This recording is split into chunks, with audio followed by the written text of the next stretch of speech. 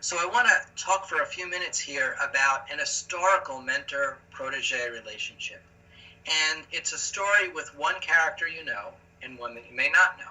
And the character that you know is named Thomas Aquinas, what some Catholics believe is the single most important brain that Christianity has ever produced in its 2,000 years.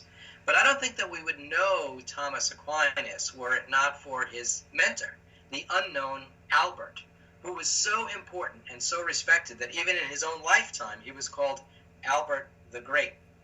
And it was Albert who looked out in the 1200s in a university classroom in Paris, which was like the Harvard of the medieval higher education system.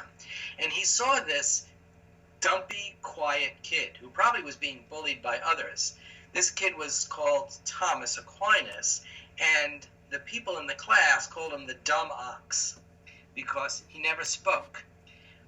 But Albert saw some raw material in here, and Albert decided, I'm going to do something with this raw material. They call him a dumb ox, he said, but someday he's going to make a noise that the whole world will pay attention to. And that's absolutely true. And so when Albert moved from Paris to Cologne, Thomas Aquinas followed him as kind of like his teaching assistant, his TA. So Paris was like the college, and then they went to Cologne.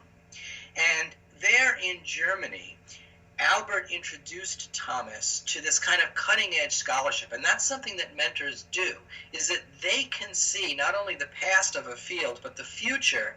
And even though they may not be around long enough to engage that future, they can light up the next generation to engage that future. And in the case of Thomas and Albert, that was the recovery of Aristotle. And this took bravery because Aristotle had been recovered. Aristotle was the ancient Greek philosopher, and he had been recovered in the medieval university through Hebrew texts and Arabic texts. And some people said, Christian scholars, they shouldn't be reading things written by Jews and Muslims. And Albert said to Thomas, no. Truth can be found anywhere. Wisdom can be found anywhere. And I think that bravery is something that mentors can imbue proteges with. And it must have been very satisfying to Albert to see Thomas pick up on this and in fact even go further. And I can show you just how further with another story. And that is, Dante's Divine Comedy. And in Dante's Divine Comedy, up in heaven, Dante puts Thomas at the head of a table of great thinkers and Albert at his right hand. Now you might say, wait.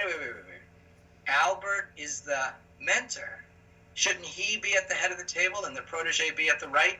I think Albert would have been very happy as a mentor, very fulfilled and very satisfied to know that his student Thomas surpassed even his own achievements.